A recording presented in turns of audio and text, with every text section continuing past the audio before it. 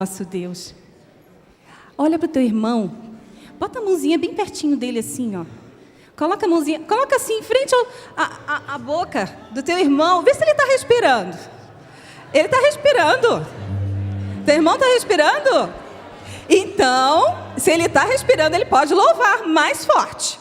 E nesse momento eu quero convocar aquele coral de Jesus para o momento em que a gente estiver lá no céu com ele. Sabe aquele coral bem forte? Vocês sabem, né?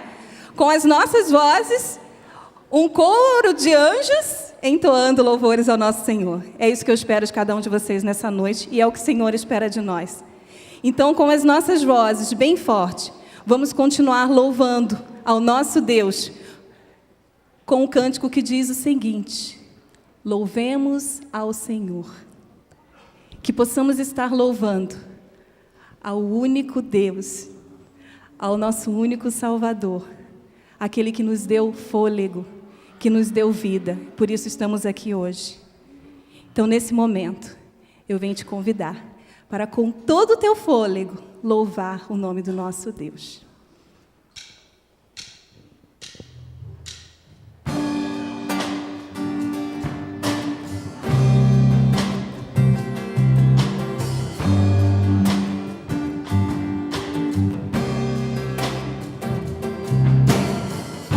Louvemos ao Senhor. Louvemos ao Senhor. Louvemos ao Senhor. Adoremos no seu santo monte, nosso amado Pai, seu nome é santo. Louvemos ao Senhor. Louvemos ao Senhor. Louvemos ao Senhor. Adoremos no seu santo monte, nosso amado Pai, seu nome é santo. Louvemos ao Senhor, pois seu nome é santo, pois seu nome é santo. Louvemos ao Senhor, pois seu nome é santo, pois seu nome é santo. Magnifiquemos ao Senhor. Cadê o coro? Ao Rei que é digno de louvor. Excelso. Excelso, supremo e muito digno de louvor. Excelso. Excelso, supremo e muito digno de louvor. Hosana. Hosana, Hosana. Hosana, Hosana ao nosso Rei. Só a igreja. Hosana, A igreja. Hosana, Hosana ao nosso Rei. Cristo é a nossa vida. Cristo é a nossa vida, o motivo do louvor em nosso novo coração. Pois morreu a nossa morte para vivermos sua vida, nos trouxe grande salvação. Hosana, Hosana. Hosana, Hosana ao nosso Rei. Hosana, Hosana, Hosana ao nosso Rei. Eu quero escutar só a igreja nesse momento. Louve ao nosso Deus. Hosana, Hosana, Hosana ao nosso Rei. Cristo é a nossa vida. Cristo é a nossa vida, o motivo do louvor em nosso novo coração,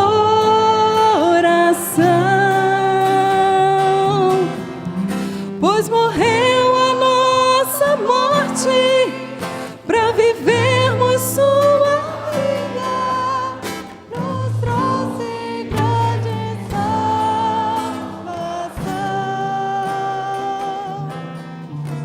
Hosana, Hosana,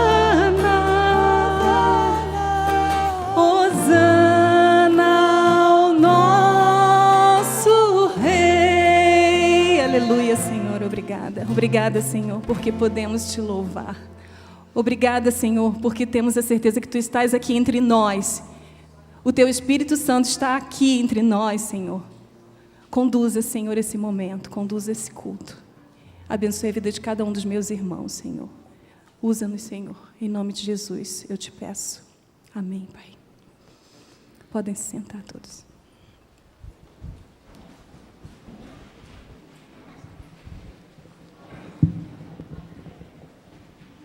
Muito boa noite, igreja.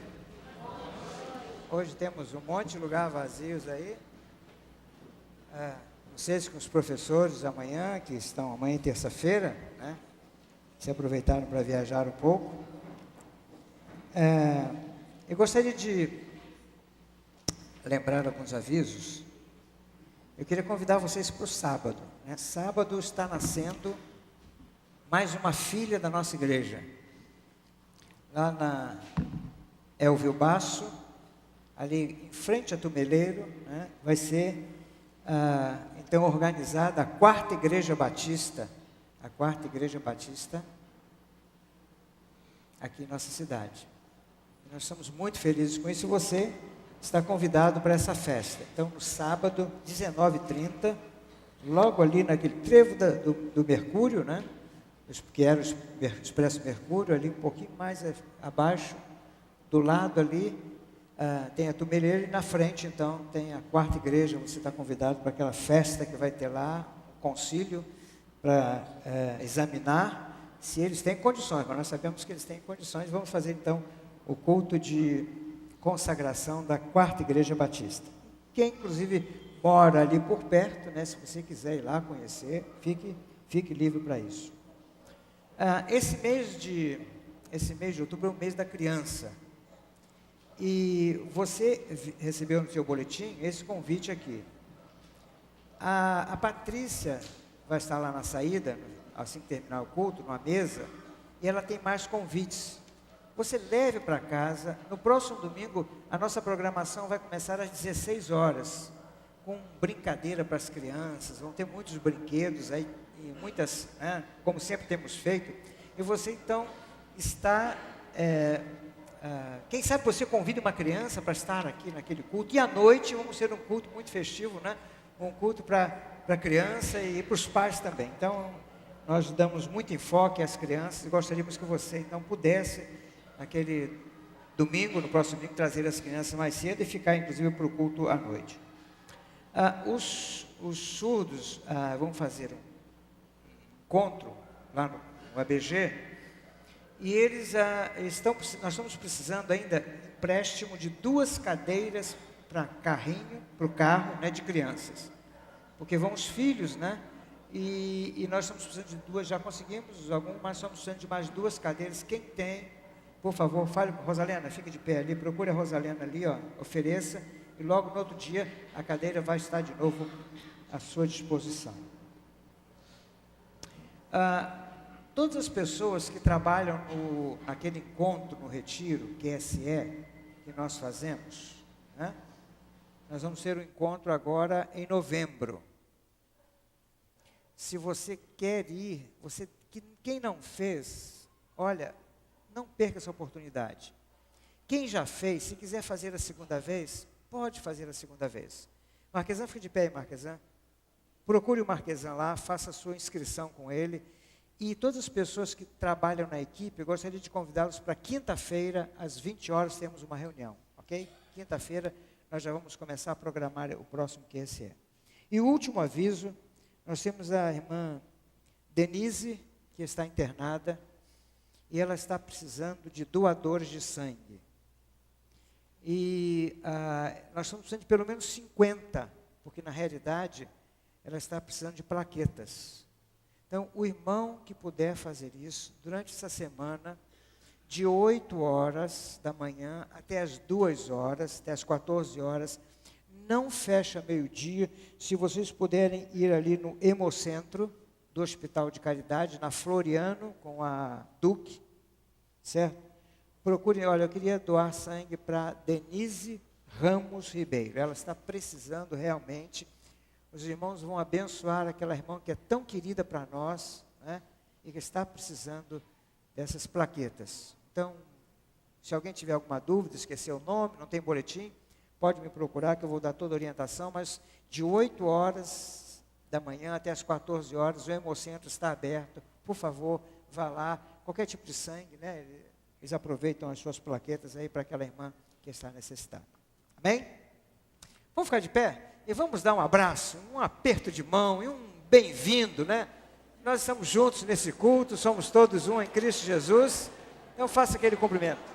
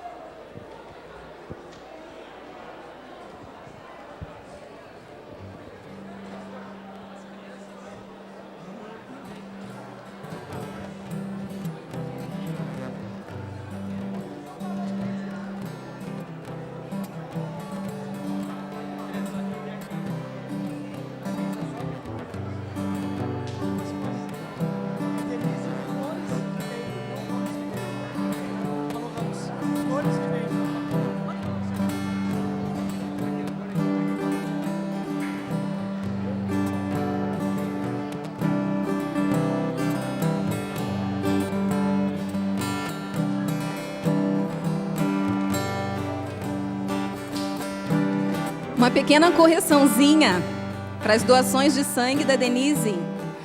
Rua Floriano com a Presidente, tá? E é Denise Flores Ribeiro. Irmãos, se a pessoa que estiver do teu lado dissesse para você assim, ó, me dá a tua mão, fecha os teus olhos e me siga. Como é que tu ia se sentir? Tenta fazer isso, bem devagarinho. Tenta caminhar para o lado, segura a mão da pessoa que está do seu lado.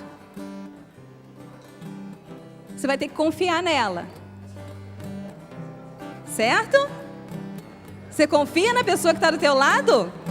Ande junto com a pessoa que está do teu lado. Você confia? Você crê? Tem que acreditar, né? Senão você vai cair. Certo? Agora não solta a mão da pessoa que está do teu lado. Segura bem firme. Segura bem firme. Deus está segurando a mão de todos nós nesse momento. E Ele quer que a gente caminhe com Ele. Só que para isso a gente precisa crer. A gente precisa ter uma fé tão grande, aquela fé que move montanhas. E nesse momento, a gente vai louvar e vai dizer para esse nosso Deus maravilhoso, para Ele abrir essa porta, para Ele segurar na sua mão e te guiar, independente das circunstâncias que você esteja passando. Você vai dizer para Ele que você vai ter fé e você vai se apegar a Ele. Eu não sei qual é o teu problema essa noite. Eu não sei se você está bem, eu não sei se você está passando por algum problema na sua vida familiar, no seu trabalho. Mas Deus quer que a gente segure bem firme na mão dEle. Feche os nossos olhos e deixa Ele conduzir a gente. Só isso que Ele quer. Creia Creia que esse Deus vai operar verdadeiros milagres na sua vida. Nosso Deus é soberano. Você crê? Amém. Então vamos louvar ao nosso Deus.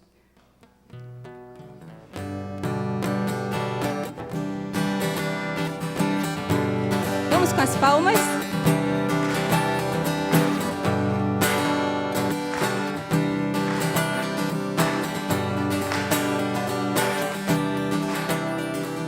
Colocar minha fé em ti. Só nele, só nele. Caminhar sem ao lado olhar. Eu creio, Senhor. Eu creio e confio em ti. Não vou vacilar, não vou temer, vou crer. Ó Deus, abre a porta para mim, ao lugar que tem só para mim. Leva-me até o centro do teu coração. Nosso Deus vai nos guiar.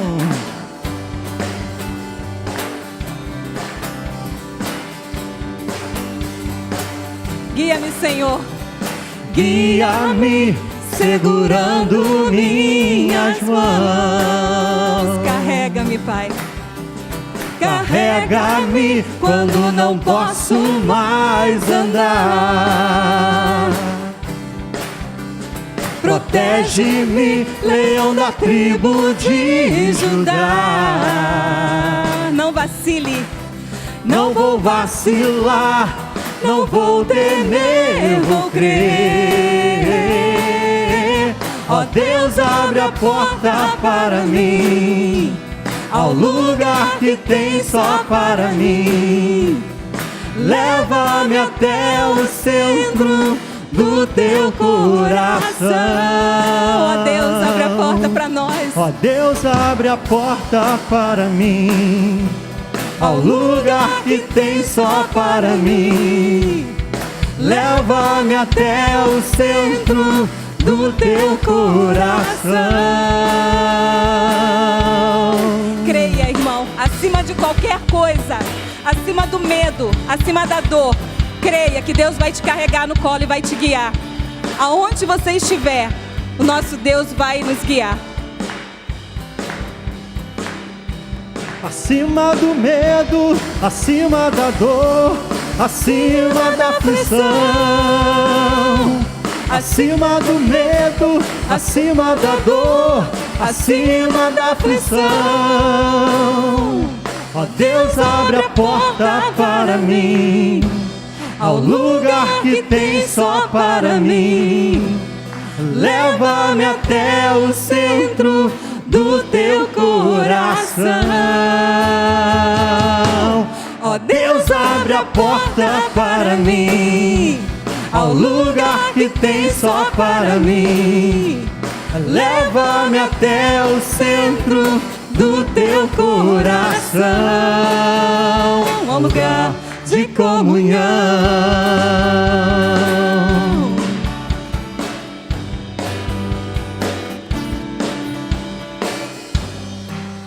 Paizinho, obrigada, Senhor. Obrigada porque podemos crer no Teu amor. Obrigada porque podemos crer que Tu estás aqui, pronto a nos socorrer nos momentos de aflição. Sabemos, Senhor, que Tu podes nos segurar pelas nossas mãos e nos guiar por qualquer situação. Tu irás nos guiar, Tu irás nos carregar no colo, Senhor. Obrigada porque temos a certeza, porque Tu és soberano, Tu nos criastes, somos filhos Teus, Senhor. Obrigada por tudo, em nome de Jesus. Amém, Senhor. Amém.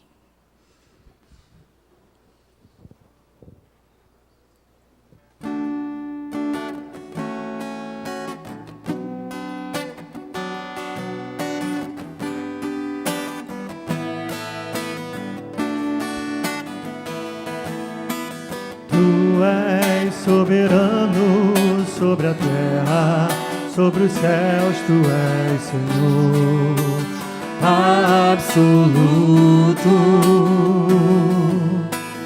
Tudo que existe e acontece, tu sabes muito bem. Tu és tremendo, Tu és soberano. tu és soberano sobre a terra, sobre os céus, tu és Senhor absoluto. Tudo que existe e acontece, tu sabes muito bem. Tu és tremendo. E apesar dessa glória que tens, tu te importas comigo também. E esse amor tão grande eleva-me e une-me a ti. Tu és tremendo. Tu és soberano. Tu és soberano sobre a terra, sobre os céus, tu és Senhor absoluto. absoluto. Tu és Senhor. Tudo que existe e acontece, tu sabes muito bem. Tu és tremendo. E apesar dessa glória que tens, tu te importas comigo também. E esse amor tão grande eleva-me e une-me a ti. Tu és tremendo. E apesar dessa glória que tens, tu te importas comigo também. E esse amor tão grande eleva-me e une-me a ti. Tu és tremendo. Tu és tremendo. Oh, Senhor, tu és tremendo. Tu és tremendo. Aleluia, Senhor, tu és tremendo. A palavra de Deus é lâmpada para os nossos pés e luz para o nosso caminho. Lá em 2 Samuel 22, 31, diz o seguinte: o caminho de Deus é perfeito, e a palavra do Senhor refinada, e é o escudo de todos os que nele confiam. A palavra de Deus é o nosso escudo, e é lâmpada para os nossos pés. Por isso que a gente tem que estar firme nela. Como dizia minha sogra, é o manual do fabricante. Deus fabricou isso aqui, essa palavra, para que a gente possa seguir, para que ela seja luz para os nossos passos, para o nosso caminho. Ele nos deu os ensinamentos necessários para que aqui na terra a gente pudesse seguir os passos dele. E é isso que ele espera de nós, que a gente possa estar refletindo sobre isso.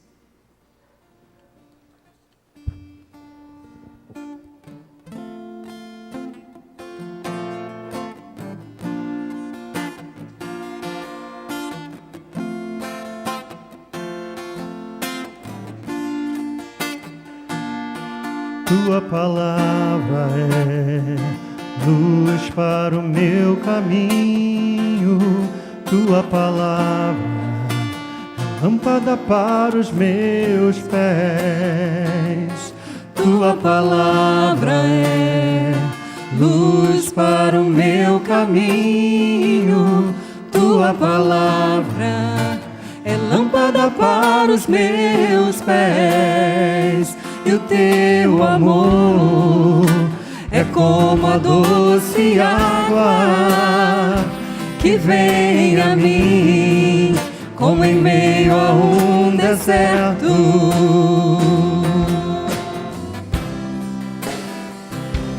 Como um orvalho que desce em plena terra seca, e dela faz surgir verdes pastos. Como um orvalho que desce em plena terra seca, e dela faz surgir verdes pastos. Quero fazer valer tua palavra em mim, para que o doente tenha onde se curar. Quero fazer valer tua palavra em mim, para que o mundo saiba que tu és Senhor. Tu és Senhor, tu és Senhor Jesus, tu és Senhor. Pois em meio a tua palavra se fizeram os céus,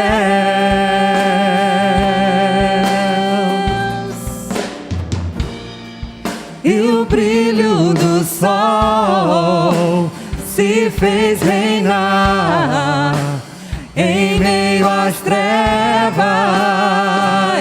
Quero fazer valer tua palavra em mim, para que o doente tenha onde se curar.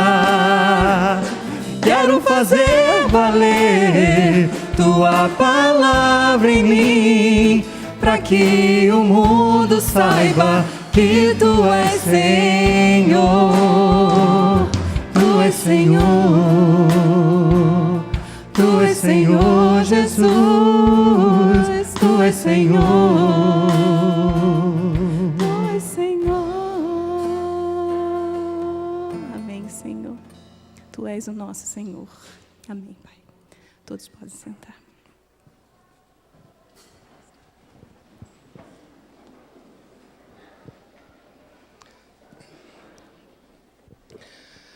Todos os domingos nós viemos na igreja e nos reunimos com os irmãos, porque isso é uma necessidade que nós temos, é algo que nós precisamos. E todos os domingos nós temos um momento que nós fazemos, que chamamos momento de oração. Porque às vezes nós chegamos aqui e a gente acha tudo tão bonito, as coisas são tão belas, a gente escuta músicas tão bonitas e adora o Senhor, mas mesmo assim, a gente tem situações que a gente vivencia que nos incomodam muito e que nos preocupam. De repente alguém está aqui, cantou algumas músicas ou prestou atenção, mas também pensou em algumas situações que tem vivido. Eu quero contar uma pequena história rapidamente para você, sobre Davi. Davi era um comandante de um exército, e ele, certa vez, se acampou numa cidade chamada Ziclag. Ele se acampou naquela cidade e de lá ele saía para guerrear como um general, um comandante de um exército. Quando eles voltam de uma batalha, ele chega diante da cidade esperando ver sua família, os filhos, as esposas, toda aquela situação ali. E ele chega ali, quando ele vê, não tem mais nada na cidade. Foi levado tudo, limparam a cidade. E aí Davi ficou numa situação muito complicada. Por quê? Porque ele estava com a sua família distante, porque ela foi levada pelos amalequitas, os inimigos, e a sua tropa também começou a exigir dele que, e aí, cadê a minha família? Eu saí para lutar e a minha família agora? E o texto diz assim, em 1 Samuel capítulo 30, verso 6, Davi também se angustiou, pois a tropa falava em apedrejá-lo, porque toda a tropa estava amargurada por causa de seus filhos e de suas filhas. E o texto diz o seguinte, mas Davi se fortaleceu no Senhor seu Deus. Ele se fortalece em Deus, ele junta 600 homens e vai em direção a uma localidade onde estavam os seus familiares, e chegando lá, ele encontra todos os seus inimigos dançando, bebendo e bagunçando, todo feliz que tinham levado tudo. Ele chega lá e recupera tudo aquilo e traz de volta para onde ele morava antes. Eu não sei como é que você está, mas talvez você está sob pressão. Por exemplo, você que trabalha numa empresa, ao mesmo tempo que você tem metas para cumprir, você tem problemas pessoais. Ao mesmo tempo que você precisa trabalhar, você lida com situações no seu coração que parece que é uma bomba que vai explodir e que você olha de todos os lados e não tem saída. Mas o texto diz que Davi, ele se fortaleceu no Senhor.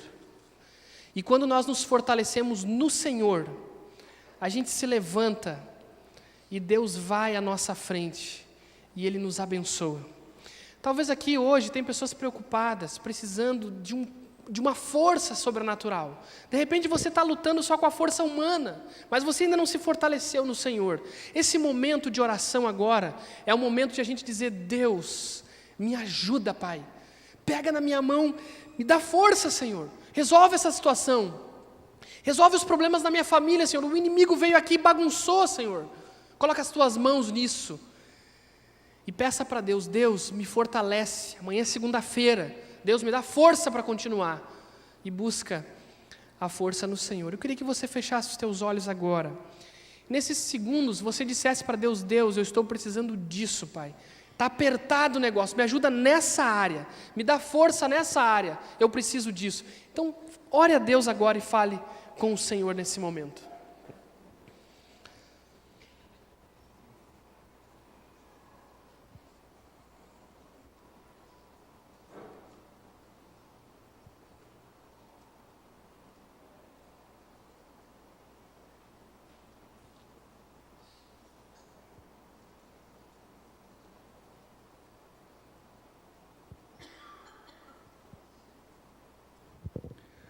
Nosso Deus, é o Senhor quem nos dá força, Pai, quando nós estamos cansados ou quando passamos por problemas. Deus, eu queria te pedir, Senhor, assim como aconteceu com Davi, Pai, quando ele se fortaleceu no Senhor, Deus nos fortalece e nos dá a vitória, Senhor, sobre aquilo que nós precisamos. Ó Deus, não é exagerado pedir essas coisas, Pai, não é errado pedir. Nós precisamos também que o Senhor cuide da nossa família, que o Senhor cuide da nossa história. Deus, por isso eu quero pedir, ó Deus, cuida de cada um aqui, de cada situação, Pai. E com o Teu poder, Pai, resolve aquilo que foge ao nosso controle, Pai. Aquilo que nós nos sentimos fracos. E assim, Pai, como aconteceu com Davi, fortalece os nossos ossos, o nosso emocional, a nossa vida, a nossa família, Pai. E nos faça, Pai, vencer e ir além do que podemos imaginar. Nós oramos, Pai, em nome de Jesus. Amém, Senhor. Amém. Irmãos, nós vamos ter um momento agora de dízimos e ofertas. Então, se você veio preparado com seu dízimo, a sua oferta, faça isso agora com adoração. Então, nós vamos tocar uma música. Então, enquanto tocamos a música, você pode adorar a Deus também com os seus dízimos e ofertas, tá bom? Fique à vontade, que Deus possa te abençoar.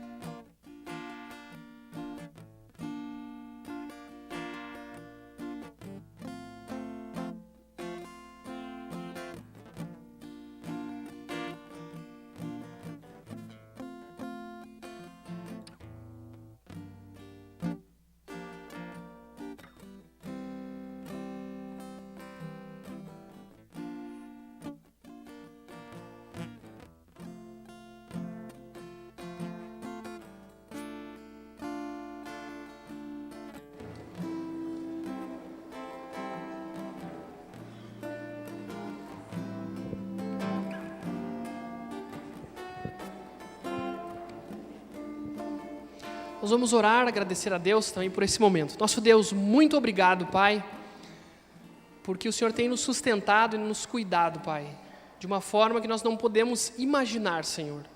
Deus, obrigado porque o Senhor tem abençoado cada um aqui, em muitas áreas e situações, durante, Senhor, a vida de cada um. Deus, obrigado, Senhor, nós te agradecemos por isso, e te adoramos também com os nossos dízimos e ofertas, Pai, em nome de Jesus, amém, amém.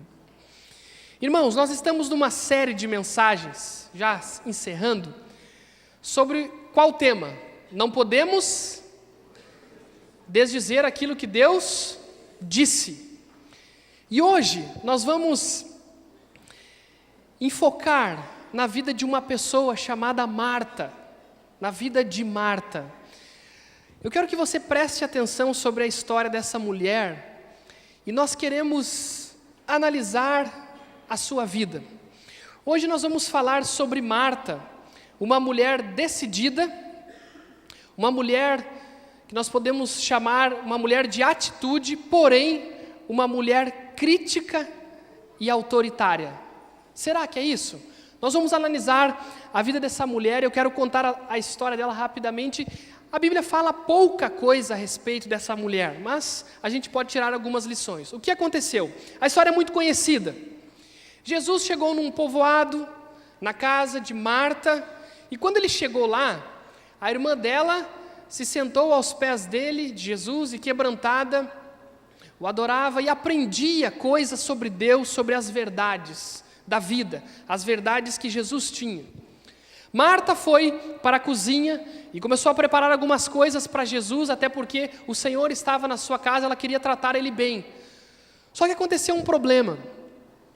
Enquanto Maria estava lá diante de Jesus, Marta começou a ficar inquieta na cozinha e chamou Jesus. Jesus, tu não viu que a minha irmã não está fazendo nada, ela está parada e ela não quer me ajudar aqui? Manda ela vir aqui.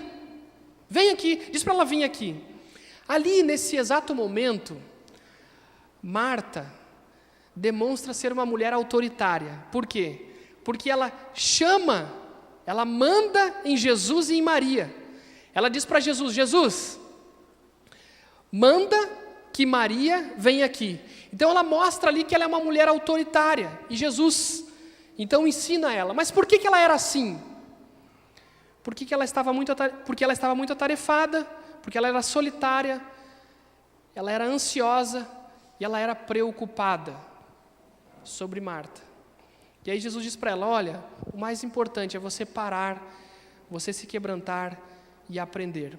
Mas existe uma outra cena sobre Marta muito interessante. Quando Lázaro é ressuscitado por Jesus, na verdade, antes disso, Jesus ficou sabendo que Lázaro estava doente, só que Jesus ainda ficou numa outra cidade 2 dias, e Lázaro lá doente até que ele morreu. E quando Jesus chega lá, Lázaro tinha morrido faziam 4 dias. Aí ele chega lá e vai em direção àquele povoado e acontece uma série de coisas. É interessante que Maria era totalmente diferente de Marta. Maria era uma mulher doce. Por quê? Porque certa vez ela derramou perfume sobre os pés de Jesus e ela começou a enxugar os pés de Jesus com os seus cabelos.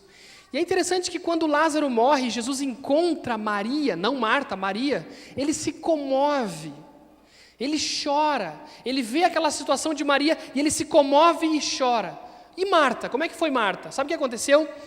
Marta demonstrou ser uma mulher decidida. Ou seja, ela foi correndo ao encontro de Jesus, ela queria resolver aquela situação.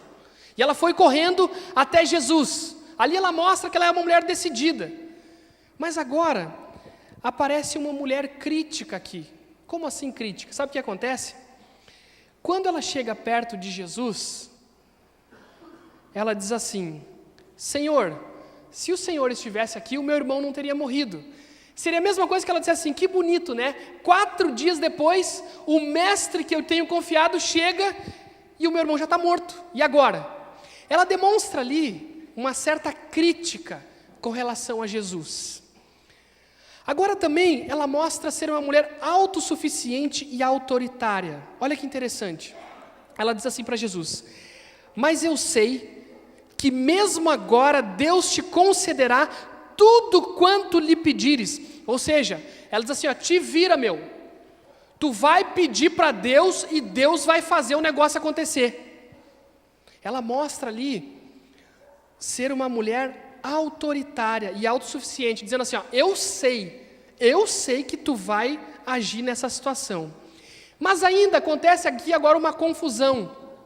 Ela se mostra uma mulher prepotente e confusa. Sabe por quê? Porque Jesus diz assim para ela, olha, o teu irmão vai ressuscitar. E sabe o que ela diz? Eu sei que ele vai ressuscitar lá no último dia, naquela ressurreição lá de todo mundo, eu sei. Olha que interessante, ela estava prepotente e confusa de uma coisa que ela nem entendia. Primeiro ela disse assim, ó, tu vai ressuscitar o meu irmão. E depois ela diz assim, ó, eu sei que lá no fim o Senhor vai ressuscitar. Olha só, uma mulher confusa. E para terminar, Marta parece aqui ser uma mulher sabe tudo. Olha só, Jesus declarou para ela, eu sou a ressurreição e a vida, quem crê em mim, mesmo que morra, viverá. E todo aquele que vive e crê em mim, jamais morrerá. Crês nisso? Respondeu-lhe Marta, sim, Senhor. Como quem diz assim, Senhor, já sei disso há muito tempo, sei tudo sobre Deus. Eu creio que tu és o Cristo, o Filho de Deus, que devia vir ao mundo. Resumindo, Marta era uma mulher impulsiva. Ela era uma mulher de impulsividade. Por quê? Porque ela era impulsiva nas suas decisões, ela era impulsiva nas críticas, ela era impulsiva no autoritarismo. Ou seja, o impulsivo, ou ele acerta muito, ou ele erra muito. E essa mulher era impulsiva. Você não consegue vencer a impulsividade? Eu e você, nós precisamos sermos pessoas controladas pelo Espírito Santo de Deus. Se nós não formos controlados como o Espírito Santo de Deus, nós vamos ser como Marta, uma mulher impulsiva. Então eu e você, nós precisamos entregar a Deus a nossa mente, os nossos olhos, os nossos ouvidos, a nossa boca, o nosso coração, os nossos sentimentos, o nosso tempo, para que Deus transforme. Senão nós vamos ser como Marta. Agora eu quero fazer uma pergunta para você. Será que isso que eu falei aqui é real? Nós vamos ver uma outra visão sobre Marta. O pastor Léo vai trazer uma outra visão sobre Marta.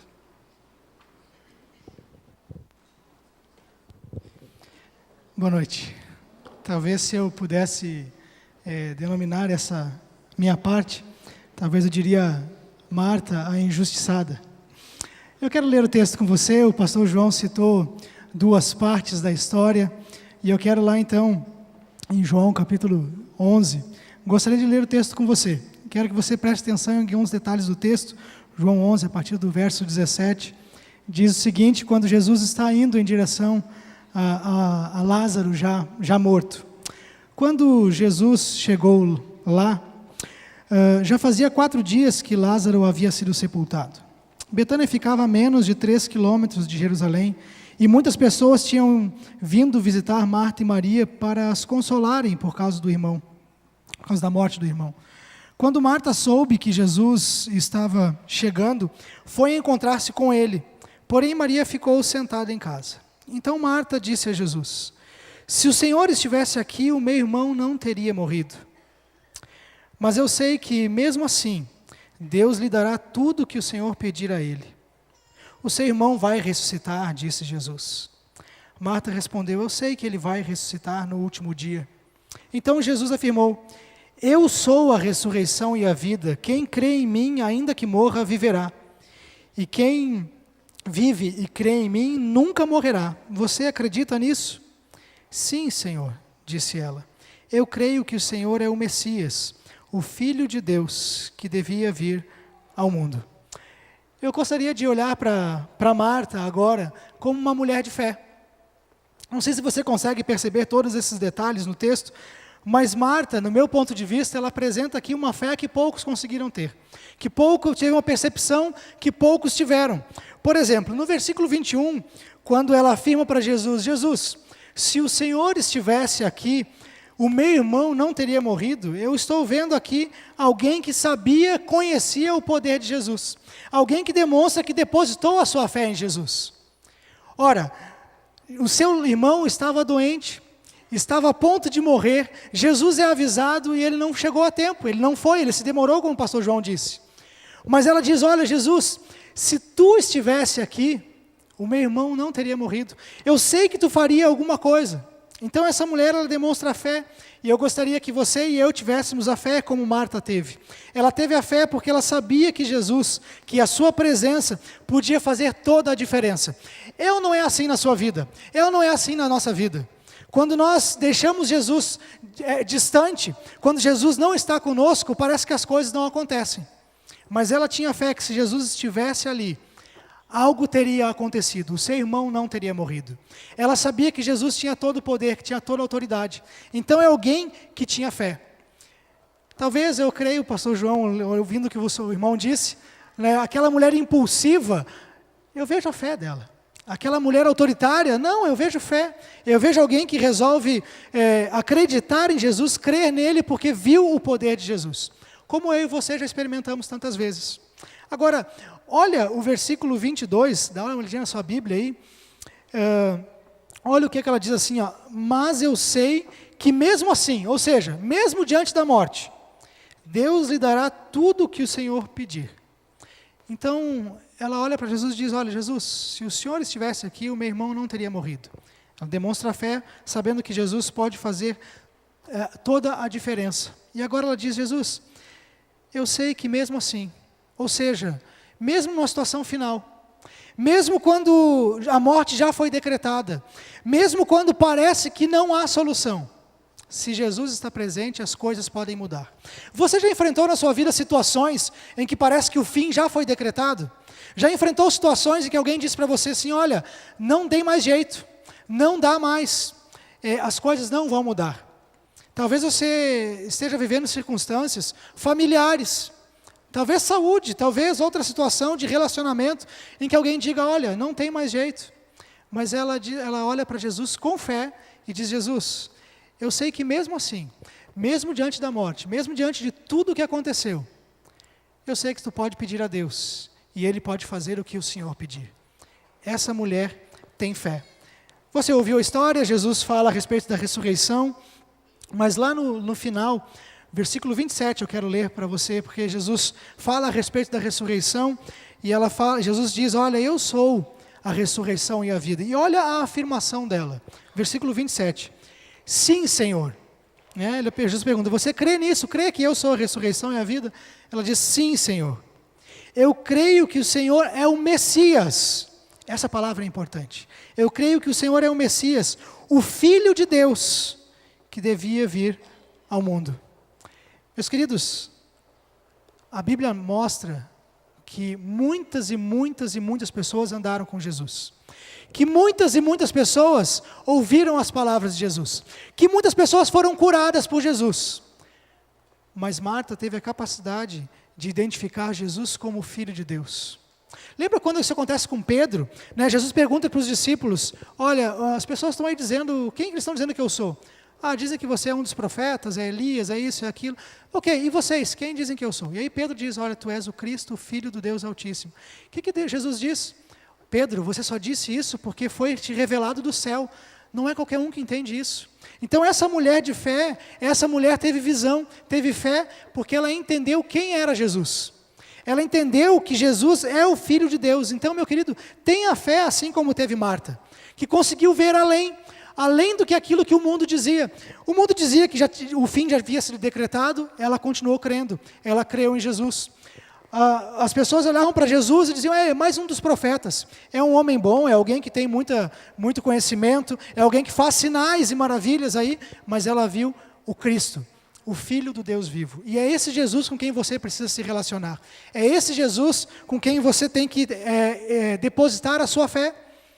Porque é o Jesus que pode fazer todas as coisas. Marta me ensina que nós precisamos ter fé. Muito obrigado.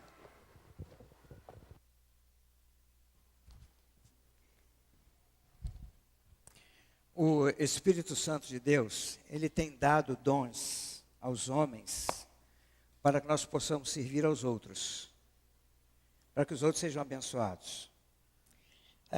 Você encontra no livro de Romanos, no livro de Coríntios, Romanos 12, Coríntios 12, em Pedro, em Efésios, sobre dons. Hoje, por exemplo, existem várias pessoas exercendo seus dons. Eu quero falar especificamente sobre o dom do serviço. Muitas pessoas que estão com seus carros no estacionamento estão tranquilos aqui, porque alguém está cuidando do seu carro. E é muito bonito, interessante, uma cena que uma vez eu vi de um coronel. Nós temos lá no estacionamento médicos, advogados, militares, todas as outras profissões servindo lá no estacionamento. Eu vi um coronel entrando, um sargento, e o coronel disse assim: "Ô, meu querido irmão, que bom, espera um pouquinho que eu vou conseguir um lugar jóia nesse estacionamento para você." Isso é serviço, isso é dom de serviço. E Marta, ela tinha esse dom do serviço. Imagine receber Jesus em nossa casa e não ter nada preparado para Ele. A nossa preocupação, principalmente das mulheres. E Jesus sempre, quando ele andava com seus discípulos e sempre tinha uma multidão de pessoas que acompanhavam e que entravam, né, onde ele ia, né? E Marta queria servir bem a Jesus. Você imagina que bênção para vocês e para nós, muito mais para nós, os pastores, se vocês nos convidassem sempre a jantar na casa de vocês. Que coisa boa, né? Esse era o espírito de Marta. Os judeus, eles eram cuidadosos. No final da tarde, eles passavam pelas praças. Isso era cultura dos judeus. Se eles vissem algum estrangeiro ali na praça, sem abrigo, eles convidavam para que fossem à sua casa e davam toda a hospedagem para eles, né? Marta, então, era esta mulher, preocupada com o bem-estar das pessoas. Marta queria que as pessoas se sentissem bem. E olha o que diz no livro de Lucas, capítulo 10, 40. Marta, porém, andava preocupada com muito serviço e, aproximando-se, disse: "Senhor, não se te dá que minha irmã tenha deixado me servir sozinha? Dize-lhe, pois, que me ajude." Imagina Marta correndo pela casa. Olha o que o texto diz. O texto diz que ela estava preocupada com muito serviço. Era muito serviço. Qual a mulher que gostaria que as pessoas saíssem de sua casa criticando que não foram bem atendidas, que a comida estava fria, que a comida queimou, não é? E quanto a Jesus, deixasse que ele passasse por ali sem pelo menos uma refeição? Afinal de contas, Jesus Cristo estava vindo de uma peregrinação com seus discípulos, ia ficar um tempo naquela casa. Como deixá-los ir sem serem bem atendidos naquela área? Então, mesmo diante da dor, de ter perdido seu irmão há 4 dias, ela consegue ainda cuidar das coisas para poder atender as pessoas e poder pelo menos passar ali, quem sabe, ouvir alguma coisa que Jesus estava falando. Vocês se lembram quando o primo de Jesus, João Batista, morreu? Um jovem de 30 anos, morreu decapitado por causa do capricho de uma menina, de uma mulher, que dançou, e aí aquele homem perguntou: "O que você quer que eu lhe dê?" Ele disse: "Eu quero a cabeça de João Batista", e João Batista foi morto, decapitado. Pegaram a cabeça de João Batista e levaram lá para ele. Está aqui, olha. E Jesus Cristo ficou sabendo da notícia. E o que diz o texto? Diz que Jesus saiu, vamos ler o texto, Mateus capítulo 14, versículo 13. Jesus, ouvindo isto, retirou-se dali num barco para um lugar deserto à parte. Às vezes quisesse chorar, pensar, não é? Quando as multidões souberam, seguiram-no a pé desde as cidades. E ele, ao desembarcar, viu uma grande multidão, compadecendo-se dela, curou os seus enfermos. Jesus estava com sofrimento, tinha perdido o seu primo naquela hora, daquela forma injusta e trágica, mas ele continuou curando. Quem sabe Marta perdeu o seu irmão, mas também queria ajudar a Jesus. Então Marta estava preocupada em cuidar das coisas que estavam ali, em função da morte do seu irmão. Mas a pergunta é a seguinte: Afinal de contas, quem era Marta? Uma mulher agitada, proativa, intempestiva, autoritária, despreocupada em escolher a melhor parte, que era ouvir Jesus, como o pastor João falou, Marta era esse tipo de mulher? Ou Marta, como falou o pastor Léo, era uma mulher cheia de fé, aquela mulher que inclusive anunciou e declarou a messianidade de Jesus Cristo. Esta afirmação, por ela Jesus foi morto. Porque as pessoas disseram, você é o Cristo?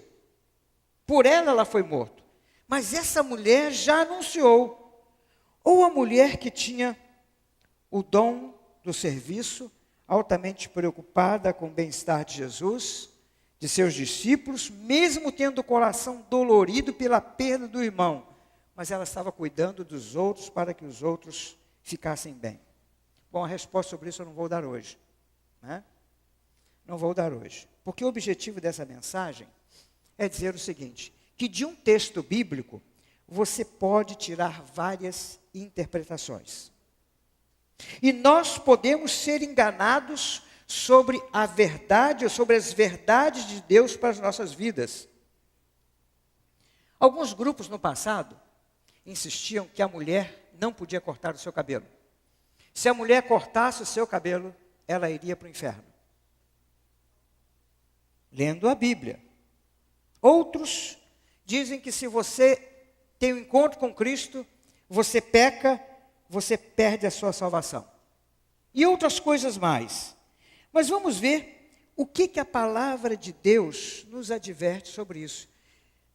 O primeiro texto está em Mateus, capítulo 7, versículo 15, que diz assim: guardai-vos dos falsos profetas, que vêm a vós, disfarçados em ovelhas, mas interiormente são lobos devoradores. O que eu quero dizer é o seguinte, que algumas doutrinas que foram ensinadas aí, né, que não são bíblicas, necessariamente as pessoas não são falsos profetas, ou necessariamente não são lobos devoradores, mas pessoas que lendo a palavra de Deus, não interpretaram a palavra de Deus corretamente, mas, principalmente caracterizando-se nos últimos tempos, vão vir sobre a igreja falsos profetas. Aqui a palavra de Deus está falando sobre os falsos profetas. Claro que o falso profeta não é verdadeiro. E quem não é verdadeiro diz coisas mentirosas. Vejam que eles são falsos nas suas profecias. Falsos naquilo que falam, falsos naquilo que informam, falsos naquilo que ensinam. Vamos ver mais algumas coisas sobre esses falsos profetas. Mateus 24, 11. Igualmente, hão de surgir falsos profetas. O que eles vão fazer? Palavra de Jesus. Vão enganar a muitos. Hoje você já sabe de religiões, né? Eu sei que eu estou no ar aqui, né? Estou na internet, essa mensagem vai ficar gravada e muitas pessoas vão ter acesso, né, a ela, mas nós sabemos que podemos dizer que os testemunhas de Jeová e os mormons pegam a Bíblia, mas não interpretam corretamente. São falsos profetas. É questão de conhecer a Bíblia. Nós precisamos conhecer. Meu irmão, eu anunciei aqui, olha, por favor, deem sangue lá para a Denise Ramos Flores. Alguém fez isso? Não, não é Ramos, não. O lugar de você doar sangue é lá na Duque de Caxias com a Floriana. Alguém fez isso? Não, pastor, falou lá atrás que não é isso, não, é na Presidente. Por que quando nós não ouvimos a palavra, nós não logo chamamos atenção para erros como esse? Mateus capítulo 24, verso 24, versículo de Jesus: porque hão de surgir falsos cristos e falsos profetas que farão grandes sinais e prodígios, eles virão com poder, de modo que, se possível fosse, eles enganariam até os... Por que eles não conseguirão enganar os escolhidos? porque conhecem a verdade da palavra de Deus, e não podem ser enganados. 2 Coríntios capítulo 11, versículo 13. Pois os tais são falsos profetas, obreiros fraudulentos, disfarçando-se de apóstolos de Cristo. É a palavra de Deus que diz que vão surgir falsos profetas. Ainda, 2 Pedro capítulo 2, versículo 1. Mas houve também entre o povo falsos profetas, como entre vós haverá falsos mestres, os quais vão fazer o quê? Vão introduzir heresias destruidoras, de uma sorrateira, negando até que o Senhor os resgatou. Vão surgir. Isto é uma mensagem profética da profecia de Jesus sobre o final dos tempos. Agora, diante disso tudo, o que nós devemos fazer? 1 João capítulo 4, versículo 21, diz assim: Amados, não creiais em todo o espírito, mas provai se os espíritos vêm de Deus, porque muitos falsos profetas têm saído pelo mundo. Provai! E alguém muito inocentemente diz assim: como é que você prova? Eu provo da seguinte forma: eu peço para ele declarar que Jesus é o Senhor. Se ele não declara, cara, o demônio declara. O demônio declara que Jesus é o Senhor. Não dele, mas declara. Mas se bem que ele sabe que ele pertence a Deus e que Deus tem domínio sobre a vida dele. Até porque, quando Jesus Cristo foi expulsar os demônios daquele homem que tinha uma legião de demônios, o que os demônios disseram? O que disseram? Nós sabemos que tu és, vamos mudar a palavra Cristo, nós sabemos que tu és o Messias, o Filho do Deus Altíssimo. Eles sabem disso e eles mentem. Mas nós precisamos provar os espíritos para ver se eles falam de Deus realmente. E nós podemos provar conhecendo a palavra de Deus e testificando com a palavra de Deus. Uma vez os saduceus era uma turma que não cria na ressurreição. Eles chegaram para Jesus, para testar a Jesus, né? E perguntaram a Jesus: Mestre, Moisés deixou escrito que se morrer um homem deixando uma mulher, e a mulher não tiver filhos, ela precisa suscitar a descendência do irmão. Ou seja, ela precisa casar com outro irmão, porque a família para o judeu era muito importante. E aqueles homens continuaram dizendo: Senhor, havia 7 irmãos. O primeiro se casou sem deixar descendência. O segundo se casou com a viúva e morreu, não deixando descendência. E continuou a coisa, foi o terceiro, e chegou até o 7º, e não deixaram descendência. E eles disseram: depois de todos, morreram os 7, morreu também a mulher. Eles perguntam, eles não criam na ressurreição, mas eles perguntaram: na ressurreição, de qual deles ela será esposa, já que ela se casou com os 7? Aí Jesus responde assim, Mateus 22, 24. Respondeu-lhe Jesus: porventura não errais vós, em razão de não compreenderdes as Escrituras, nem o poder de Deus? Porque ao ressuscitarem dos mortos, ninguém se casa, são como anjos.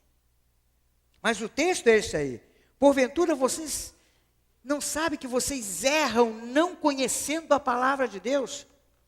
Porventura vocês não sabem que vocês podem ser enganados e entrar pelo erro? Muito bem. Pode ser que alguém aqui, né, neste plenário, se ache inteligente demais e conhecedor demais da palavra de Deus para dizer assim: não, eu não vou ser enganado. Eu não vou ser enganado. Não serei enganado. Mas eu pergunto a você, se o pastor João viesse aqui e pregasse essa mensagem sobre Marta e continuasse nesse caminho, um ano depois, viria o pastor Léo e pregaria a mensagem sobre Marta por outro caminho. E eu viria um ano depois e pregaria a mensagem sobre o que eu falei, né?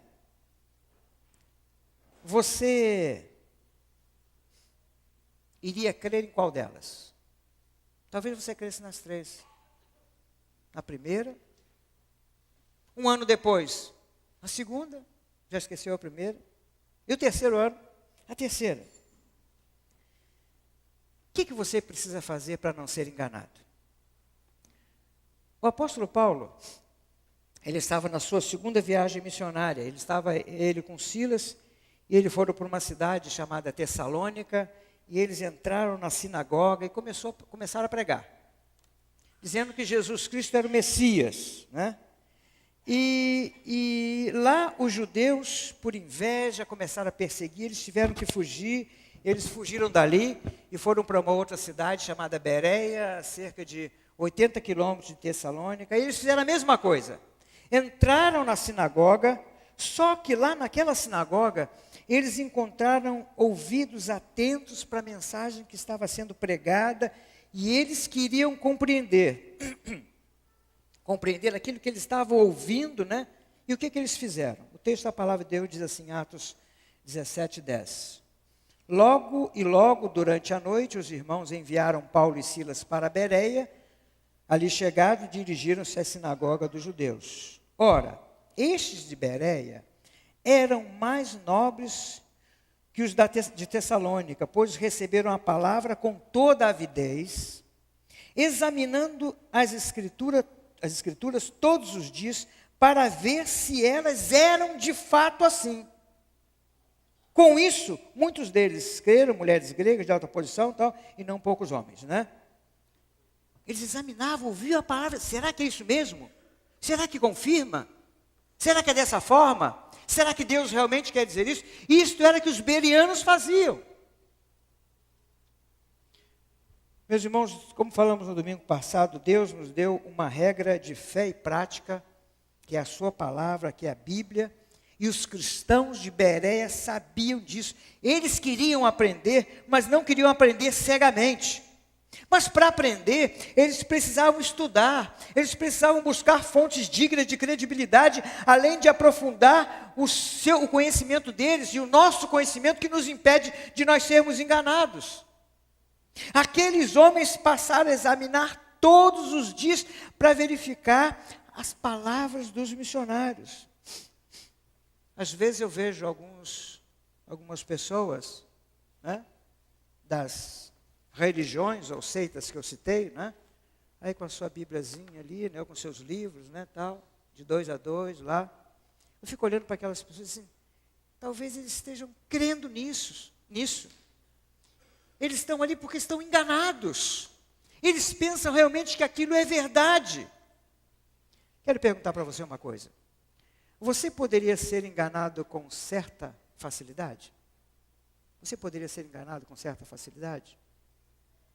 Será que um erro de aplicação da palavra de Deus não poderia trazer problema na vida de alguém, inclusive lhe trazer dissabores? Teve uma vez um irmão que me procurou e disse assim, pastor, eu estou numa situação e tal, eu queria voltar aqui para a igreja e tal. Mas por quê, meu irmão? Olha, eu estive numa igreja, eles me pediram um carro dizendo que eu ia ganhar um 0 quilômetro, né? Tipo assim, ó. Eu dei meu Fiat 147 a receber um Uno. Depois, se eu desse um Uno, eu ia receber um Palio. Se eu desse meu Palio, eu ia receber né? E ele deu o carro e deu a moto. Vocês deu uma moto 125 para receber uma 250, ao invés dessa 250 para receber uma 600 cilindrada e por aí, né? Isso eu dei tudo, pastor, e não veio nada. Mas o líder lá disse que realmente, né? Eu iria receber os meus problemas financeiros, todos eles estariam resolvidos. Mais uma vez, meus irmãos, nós precisamos fazer como os bereanos. Confirmar se é verdade. Estudar se aquilo confere, né? Por isso nós falamos tanto aqui em escola bíblica dominical, falamos em união de jovens, união de senhoras, união de homens, de adolescentes, né? Para que nós possamos conhecer mais a palavra de Deus, os grupos pequenos, para que nós possamos conhecer mais a palavra de Deus, para não sermos enganados. Eu quero dizer para você, não leia a Bíblia assim, abrir um texto e isso aqui, né? Estude a Bíblia de uma forma sistemática. Pega um livro todo, vai lendo. Faça perguntas. Você pode procurar os pastores, os líderes dos GPs, seu professor da escola bíblica. Eu não entendi muito bem isso. Anote suas dúvidas, isso aqui não confere muito bem. Como é que eu faço nessa situação? E aí então, você vai estudar. Para que você não seja enganado. Porque a Bíblia diz que os falsos profetas, está lá em Tessalonicenses 2, que os falsos profetas virão com poder. E vai enganar a muitos. Imagina você não viver uma vida buscando Deus, como as pessoas dizem, todas as religiões que falam em Deus são certas, né? Nada disso. Buscando Deus e buscando de uma forma errada. Só a palavra de Deus é autêntica para responder as tuas dúvidas, para falar sobre o seu futuro, para falar sobre a sua eternidade, para falar sobre o seu relacionamento com Deus. Eu tenho visto muitas pessoas que têm aberto a palavra de Deus e interpretam tudo que não está dizendo a palavra de Deus, porque estão partindo do seu próprio conhecimento. Nós temos que conhecer a Bíblia sistematicamente. Nós temos que conhecer a Bíblia na mensagem dela. O que a mensagem quer dizer para o homem? Allan Kardec escreveu o Evangelho segundo Allan Kardec, pegando vários textos do Novo Testamento. Vários textos do Novo Testamento. Só que ele defende a reencarnação. E a Bíblia está dizendo, ao homem está ordenado morrer uma só vez, vindo depois disso o juízo. Afinal de contas, a mãe de Jesus é medianeira? A palavra de Deus diz, há um só mediador entre Deus e o homem, Jesus Cristo, o homem. Eu estava assistindo uma palestra de um religioso aí, e esse religioso, a religião dele pega a Bíblia, diz que é cristã, mas tantas aberrações, meu Deus do céu, como é que uma pessoa pode crer nisso? Porque isso é até ilógico. É porque não confia na palavra de Deus. Melhor, não confia não. Não conhece a palavra de Deus. Não conhece. Hoje os homens estão aceitando qualquer coisa, mas meus irmãos, igreja que está aqui reunida nessa noite, não se deixe enganar. Confira. E até alguma coisa que você ouvir do pastor Roosevelt, pastor Léo, pastor João, pastor Júlio, e você não concordar, procure-os e diga, olha, me explica isso aqui, quero entender bem direitinho como é que é isso aqui. Ele tem que te explicar. Nós temos que te explicar. Não aceitem tudo. Eu não estou querendo dizer que você tenha que vir para cada mensagem aqui com ponto de interrogação muito. O que ele vai falar? Será que é mentira? Não é nada disso, né? Porque nós procuramos seguir a palavra de Deus. Procuramos ensinar a palavra de Deus, assim como o Espírito Santo, como nós entendemos que o Espírito Santo tem nos revelado. Mas, meus irmãos e irmãs, não se deixem enganar. Não se deixem enganar. O pastor Léo me mandou uma mensagem essa semana, eu vi aquela mensagem sobre pornografia, né? Muito interessante. Ele estava falando sobre questão de pornografia, e ele disse o seguinte, que a pornografia na minha cabeça, e na cabeça de algumas pessoas aqui, é diferente da cabeça de jovens de 15, 16, 17, 18, 20 anos, que já nasceram na época da pornografia, via internet, né? Então, num determinado momento, ele diz assim, se vocês quiserem, depois pede o pastor manda o link para vocês. É muito interessante essa mensagem, essa palavra. Ele diz assim, foi perguntado numa faculdade, quantos assistiam a internet, a pornografia pela internet. Todo mundo levantou a mão, todos eles, 100%. Então ele estava dizendo assim, olha, a mente dessas gurizadas já está voltada para a pornografia. Isso já formou um status quo dentro da mente deles. E aí, se você disser que está errado, eles vão dizer que não. É como se você perguntasse a um peixe que vive na água. Como é que a água para você é natural para ele? Porque a mente já está. E hoje nós estamos ouvindo tantas mensagens que estão sendo veiculadas por rádio e televisão, que a mente de muitos já está. Tanto que tem tantos crentes que dizem assim, não, porque a gente dá que a gente recebe. Dá um dízimo que nós vamos ser abençoados. Ou seja, como se Deus tivesse que dar. Ou então, muitas pessoas que dizem assim, erradamente, toda doença vem do diabo. Que isso? Que isso? Deus não manda doença. Não, você não conhece a Bíblia. E você lê a Bíblia e mostra para eles, mas não acredita. Você tem que ser próspero, próspero, próspero. A gente diz assim, mas todos os discípulos de Jesus morreram martirizados e não teve nenhum discípulo que morreu rico. Mas lá no Antigo Testamento diz isso. Meus irmãos, o objetivo da mensagem de hoje é não se deixe enganar. Não se deixe enganar. Estudem, pesquisem, perguntem, duvidem, anotem. Amém? Mas eu não quero deixar vocês sem a resposta sobre Marta, né? Perguntei ao pastor João lá, pastor João, se alguém levantasse, né? Eu gostaria que você fizesse isso. Mas pastor, me diz, como é que é Marta? Afinal de contas, as 3 é Marta, né? Bom, aí eu pensei, orei, né, à tarde, né, para que Deus me dissesse, eu pudesse dizer para vocês, né? Assim, a Bíblia tem esses relatos sobre Marta, né? Sobre Marta, dela, esses 2 relatos aí, né?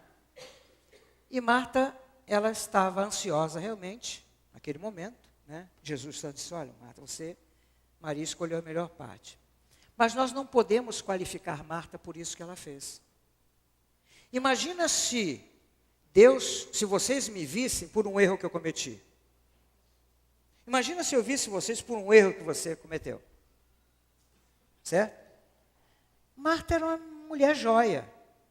Naquele momento, talvez, ela devia estar com Jesus Cristo, né, ouvindo ali, sabe? Mas ela estava preocupada com isso, tem mulheres que são mais agitadas do que, né? Minha mãe estava sempre varrendo a casa. Eu dizia para a mamãe, brincando, né? Mãe, quando a senhora morrer, eu vou botar uma vassoura no seu caixão. Porque ela gostava de estar varrendo a casa, né? Tem mulheres que são assim. Então, Marta era uma pessoa boa, tanto que ela foi ao encontro de Jesus, ela procurou Jesus. Marta, Maria e Lázaro eram pessoas que Jesus amava, não é? Então, Marta não é isso nem aquilo, né? Marta é uma pessoa que foi contado esse relato sobre ela e naquele momento que ela estava nesse, né? E nós não podemos qualificar por aquilo que Marta fez, que Marta é uma mulher desse tipo, porque nós não conhecemos nada mais da outra história dela. Amém? Amém? Que Deus possa nos dar sabedoria. O Espírito Santo de Deus em nós, é o Espírito Santo de Deus que faz com que nós entendamos a palavra, gente. Ele foi enviado para isso. Quanto mais cheios do Espírito Santo, sabe? Deixando ele mais assim, fluir através de nós, mais nós vamos conhecer a palavra de Deus. Eu sempre tenho dito que eu tenho 33 anos de aconselhamento em gabinete. Eu não tenho sabedoria nenhuma. Se eu consigo falar alguma coisa, eu digo, Senhor Deus, como Tu me revelou isso, Senhor Deus. Interessante que hoje, até no Facebook, né? Facebook, a Sara foi membro da nossa igreja há muitos anos atrás. Ela perdeu seu filho agora. Filho, por volta de 20 anos, foi morto, né? E ela estava sendo consolada. Ele disse, eu ouvi o pastor Ruse, uma palavra que ele disse na primeira igreja Batista Santa Maria, tantos anos atrás. Eu nem me lembro que que ela disse, né? E essa palavra hoje está servindo de consolo para mim. Isso, gente, é o Espírito Santo de Deus, sabe? O apóstolo Pedro era um homem indouto, e ele estava no Senado, no Sinédrio, onde tinham 70 homens mais sábios. E ele deixou aqueles homens encantados com a palavra que ele dizia. Cheio do Espírito Santo. Amém? Irmãos, vamos buscar conhecer a palavra de Deus. Vocês, tem muita gente que lê ali o Pão Diário, né? Sabe, tem algumas coisas ali que você tem que, peraí, olha, isso não pode ser assim. Nós precisamos conhecer a palavra. Estude, porque senão virão falsos profetas sobre nós e poderão nos enganar. Amém? Vamos orar ao Senhor? Vamos ficar de pé e vamos orar a Deus nesse momento. Senhor Deus, existem povos, Senhor Deus, que não têm acesso à Tua palavra. Existem idiomas, línguas que a Tua palavra ainda não foi traduzida, Senhor. Nós sabemos que existem tantas organizações na tradução da Bíblia. E, Senhor Deus, é difícil interpretar a Bíblia com uma linguagem de origem, Senhor Deus. Por isso eu te peço, Pai, que Tu possas multiplicar esses homens e mulheres que conheçam o original da Tua palavra, Senhor Deus, para que possam traduzir a Tua palavra, Senhor Deus, para esses povos que não têm acesso a ela. Senhor Deus, agora eu quero te pedir por este auditório que está aqui, Senhor, por essas pessoas que estão ouvindo esta mensagem através da internet, Senhor Deus, que Tu possas nos ajudar a entender o Teu recado, porque o Teu recado é bom, Senhor. O Teu recado é aquele que norteia a nossa vida. O Teu recado é aquele que nos abençoa, Senhor. Em cumprir a Tua palavra há grande benefício, Senhor. Mas nós queremos cumpri-la por amor a Ti. E queremos cumpri-la, Senhor Deus, conhecendo-a como Tu queres que nós a conheçamos. Pai, não permita que ninguém aqui seja enganado, Senhor. Não permita, Senhor. Mas que nós possamos estudar e fazer como os bereanos, verificar se tudo aquilo que foi dito é verdade, Senhor. E assim, Senhor, tendo mais conhecimento da Tua palavra, que nós possamos ser homens mais felizes nesta terra, Senhor. Agora, Pai, que o amor de Deus, o nosso Pai, que a graça redentora do nosso Senhor e Salvador Jesus Cristo, Teu Filho amado, e as consolações do Teu Santo Espírito, seja com este povo, este Israel de Deus reunido nesta noite e espalhado por esta terra, hoje e para sempre. Amém. Amém. Deus abençoe. Uma boa noite. Qualquer pergunta pode perguntar ao pastor Léo, ao pastor João, que ele responde para vocês.